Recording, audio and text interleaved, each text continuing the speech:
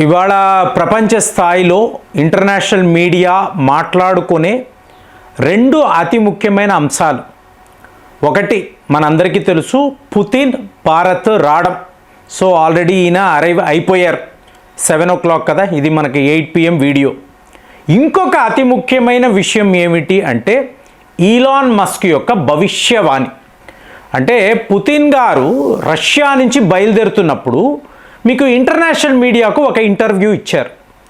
So ఇందులో మీకు ప్రముఖ పత్రికలు వీళ్ళు ఏమడిగారు అంటే, ఈ యుద్ధము ఎప్పుడు ఆగుతుంది, అంటే రష్యా యుక్రెయిన్ యుద్ధము ఎప్పుడు ఆగుతుంది, మీరు ఎప్పుడు ఆపుతారు? సో దానికి పుతిన్ ఇచ్చిన జవాబు అంటే, భారత్కి వస్తూ ఈ యుద్ధము గురించి ఈయన ఎందుకు మాట్లాడుతున్నారు? సో ఇది మన లోకల్ మీడియా అంటే డొమెస్టిక్గా మన పత్రికలంతా కూడా కథనాల మీద కథనాలు, ఎందుకు ఇప్పుడు ఒక యుద్ధము గురించి పుతిన్ మాట్లాడుతున్నారు? సో ఇక్కడ ఈయన ఏమంటారు అంటే, యుక్రెయిన్పై మేము చేస్తున్న ఇది ఒక సర్జికల్ దాడి లాంటిది, రియల్ యుద్ధము కాదు. సో మేము ఫుల్ ఫ్లెడ్జ్డ్ యుద్ధము అనేది యుక్రెయిన్తో చేయడం లేదు.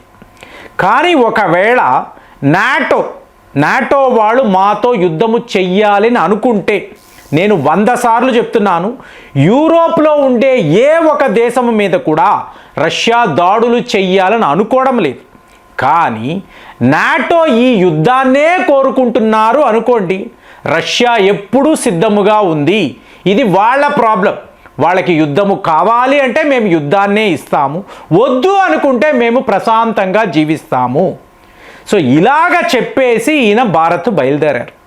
ఇప్పుడు అందరూ మాట్లాడేది ఈలాన్ మస్క్. మరి ఈలాన్ మస్క్కి వ్లాదిమిర్ పుతిన్కి మధ్య ఉండే కనెక్షన్ ఏమిటి? మీకు యుక్రెయిన్ యుద్ధము అప్పుడు ఈలాన్ మస్క్ పుతిన్ని ఒక డ్యూయల్ కోసం ఛాలెంజ్ చేశాడు. సో నాకు కరాటే వచ్చు, నీకేదో జూడో వచ్చు అంటున్నారు కదా, పద చూసుకుందాము. ఆ టైంలో చాలా ఫేమస్గా ఉండింది. తరువాత రష్యా యొక్క ఉద్దేశము, యుక్రెయిన్ యొక్క కుట్ర, దీన్ని అర్థం చేసుకున్న ఈలాన్ మస్క్ మెల్లమెల్లగా పుతిన్ని పొగడడం మొదలుపెట్టారు. సో ఇవాళ ఈలాన్ మస్క్ ఒక చిన్న లిస్టు వేసి, మీ ఆలోచనలు ఏమిటి? ఆయనకు ట్విట్టర్ అనే ప్లాట్ఫామ్ ఉంది కదా, ఎక్స్ అని అంటారు కదా, ఇక్కడ ఈయనేమంటున్నారు, చైనా తైవాన్, సో వీళ్ళ మధ్య ఒక యుద్ధము రావచ్చు. ఏంటి, నెక్స్ట్ 5 yearsలో అండి. చూసుకోండి ఫ్రెండ్స్, ఇందులో అణువస్త్రాలను వాడే పరిస్థితి కూడా ఏర్పడుతుంది. ఈలాన్ మస్క్ యొక్క భవిష్యవాణి. సో చైనా తైవాన్ అంటే చైనాకు తైవాన్కి మధ్య యుద్ధము వచ్చే అవకాశమే లేదు. ఒకవేళ అమెరికా జపాన్ ఇంటర్ఫేర్ అయితే అప్పుడు ఇది పెద్ద యుద్ధం అవుతుంది, లేదా తైవాన్ వాళ్ళు సరెండర్ అయిపోతారు, చైనాతో యుద్ధము చెయ్యలేరు. సో ఇది ఒక విషయం. ఇక రెండవది చూశారు అనుకోండి, యాజ్ ఇట్ ఈస్గా రష్యాకు యుక్రెయిన్కి మధ్య జరుగుతున్న యుద్ధము ఆగుతుందా కొనసాగుతుందా? ఆల్రెడీ మనము రష్యా విజయము సాధించింది, అమెరికా వాళ్ళు ఆల్రెడీ యుక్రెయిన్ని లొంగిపోమని అన్నారు, మాట్లాడుతున్నాం. కానీ ఇంకా కూడా అఫీషియల్గా అనౌన్స్మెంట్ రాలేదు. కాబట్టి దీన్ని కూడా ఈలాన్ మస్క్ రెండవ యుద్ధముగా ప్రకటిస్తున్నారు. ఇక మూడవది చూశారు అనుకోండి, రష్యా నాటో అన్నప్పుడు మేము ఒక ప్రీఎంప్టివ్ స్ట్రైక్ మేము రష్యాపై చేయగలమని నాటో యొక్క ఉన్నత అధికారి చెప్తున్నారు, ఓపెన్గా చెప్తున్నారు. సో అలాంటప్పుడు ఏంటి, Germany, UK, Italy, France, Poland వీళ్ళు రష్యాతో యుద్ధము చేయడానికి రెడీ అవుతున్నారు, ఆయుధాలను సిద్ధం చేసుకున్నారు. కానీ అమెరికా యొక్క లిమిటెడ్ సపోర్ట్, అమెరికా వాళ్ళు మాకు యుద్ధాలే వద్దు అని చెప్తున్నారు. అలాంటప్పుడు వీళ్ళు రష్యాను ఎదుర్కోగలరా? సో రష్యా నాటో అంటే ఇందులో ఏదో ఒక యుద్ధము వస్తుంది. ఈ యుద్ధము చాలా భీకరంగా ఉంటుంది, అణువస్త్రాలను వాడే పరిస్థితి కూడా రావచ్చని ఈలాన్ మస్క్ చెప్తున్నారు. ఎందుకు? ఇతను డొనాల్డ్ ట్రంప్తో కొంతకాలం ఉద్యోగము చేశాడు. అమెరికా ప్రభుత్వము, వీళ్ళ పెంటగాన్ అధికారులు వీళ్ళు ఏం ఆలోచిస్తారో ఈలాన్ మస్క్కి బాగా తెలుసు. ఇక 4వ యుద్ధము అన్నారు అనుకోండి, ఆటోమేటిక్గా ఇజ్రాయెల్, ఇరాన్. సో ఇదే ఇవాళ ఇజ్రాయెల్ మీడియా అంతా మాట్లాడుతుంది, ఖచ్చితంగా మా ఇజ్రాయెల్ ఇరాన్పై దాడులు చేస్తుంది. ఎందుకు? Greater Israel. సో ఇదే వీళ్ళ ప్లాన్. సో ఇప్పుడు ఇవన్నీ మీరు చూసారనుకోండి, అవునండి జరుగుతున్నాయి కదా. ఈలాన్ మస్క్ ఏంటి కొత్తగా చెప్పడం?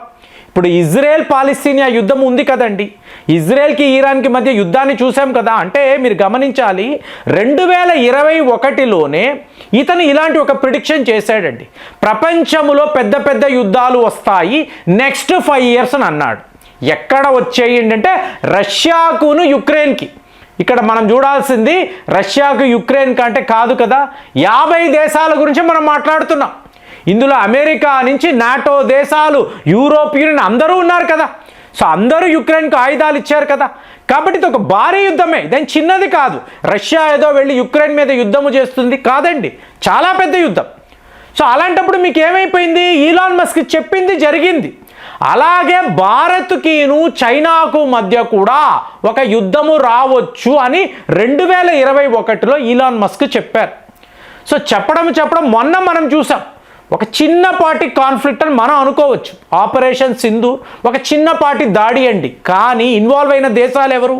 పాకిస్తాన్కి సపోర్ట్గా ఉన్న వాళ్ళు ఎవరు? చైనా ఉంది, అమెరికా ఉంది.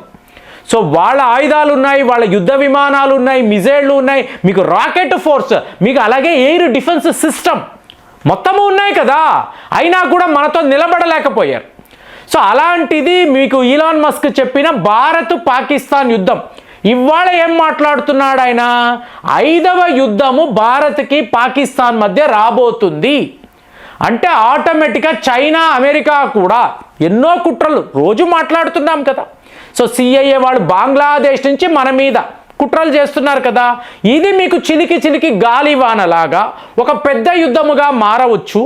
ఈ టైంలో ఇది భారత్ పాకిస్తాన్ కాదు, చైనా వాళ్ళు ఇన్వాల్వ్ అవుతారు, అమెరికా వాళ్ళు కూడా ఇన్వాల్వ్ అవుతారు. అప్పుడు రష్యా యొక్క పొజిషన్ ఏమిటి?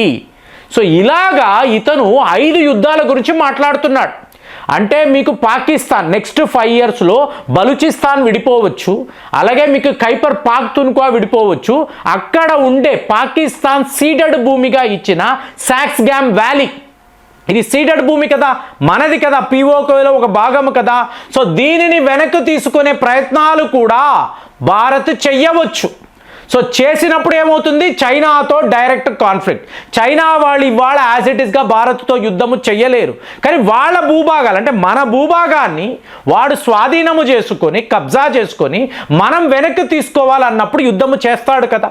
సో చైనాతో పాకిస్తాన్తో కూడా భారత్ ఇలాంటి ఒక యుద్ధము చెయ్యవచ్చని యుద్ధ నిపుణులు చెప్తున్నారు. మనం ఆల్రెడీ ఈలాన్ మస్క్ చెప్పిన 5 యుద్ధాలు చెప్పాము. 6వ యుద్ధము ఏమిటి అంటే భారత్కి చైనాకు మధ్య జరగవచ్చు అని చెప్పి ఇవాళ యుద్ధ నిపుణులు మాట్లాడుతున్నారు. ఇలా మీరు ఓవరాల్గా చూసారనుకోండి, మీరు ఏ యుద్ధము జరగవచ్చు నెక్స్ట్ 5 ఇయర్స్లో ఎవరితో ఒక మ్యాసివ్ స్కేల్లో వార్ అనేది చేస్తారు, మీకేమనిపిస్తుంది? సో దీన్ని మీరు కామెంట్స్లో రాయండి, ఎందుకంటే మీకు కూడా ఒక జడ్జిమెంట్ ఉంటుంది, ఒక అనాలిసిస్ ఉంటుంది. మరి ఈలాన్ మస్క్ ఏ బేసిస్లో మాట్లాడారో క్లియర్గా మనం చెప్పాము. పుతిన్ గారు కూడా చూడండి, మాస్కో నుంచి బయలుదేరుతున్నప్పుడు ఒక యుద్ధము గురించి ఎందుకు ఈయన మాట్లాడాలి? నేను భారత్ వెళ్తున్నానండి, మా మధ్య పలానా ఒప్పందాలు ఉంటున్నాయి, సో ఇందులో చాలా కీలకమైన మేము నెగోషియేషన్స్ చేస్తున్నాము, ఇలాగ మేము అగ్రిమెంట్లో మేము సంతకాలు, ఇది కదా చెప్పొచ్చు. మీకు ఆ మీడియా పర్సన్ అడగడము, ఈయన నాటోతో యుద్ధమైనా నేను రెడీ, నేనైతే వెనక అడుగు వెయ్యను, వాళ్ళు యుద్ధమే కోరుకుంటే యుద్ధమే ఇస్తానని పుతిన్ గారు కూడా చెప్పడము, ఇవాళ ఈలాన్ మస్క్ యొక్క ఈ అనాలిసిస్, ఇదంతా మీరు కలిపి చూసారనుకోండి, 2025 నుంచి 2030లోగా ఒక అతిపెద్ద యుద్ధాన్ని ప్రపంచము చూడబోతుందా? మీకు అలాగే అనిపిస్తుందా? ఒకవేళ ఇందులో భారత్ యొక్క రోల్, భారత్ ఇలాగ ఇన్వాల్వ్ అయితే అంటే మనం పీఓకేని వెనక్కి తెచ్చుకోవడానికి పాకిస్తాన్పై యుద్ధము ప్రకటిస్తామా? అలాంటి వీక్ పొజిషన్లో ఇవాళ పాకిస్తాన్ ఉందా? 77 టెర్రర్ క్యాంప్స్ వెనక్కి వెళ్ళిపోయి మాయమైపోయే, అలాంటప్పుడు మనకు ఇది ఒక స్వర్ణ అవకాశంలాగా మీరు కూడా భావిస్తున్నారా? ఎన్నో డౌట్లు ఉంటాయి, కానీ ఎక్కడో ఒక దగ్గర ఇది పేలుతుంది. ఇది పేలినప్పుడు ఒక మ్యాసివ్ స్కేల్లో ఈ యుద్ధము ఉంటుంది అని ఈలాన్ మస్క్ గారు చెప్తున్నారు కదా. మరి దీనిని మీరు ఎలా చూస్తున్నారు? కామెంట్స్లో రాయండి. మళ్ళీ వచ్చే వీడియోలో కలుద్దాం. జై హింద్.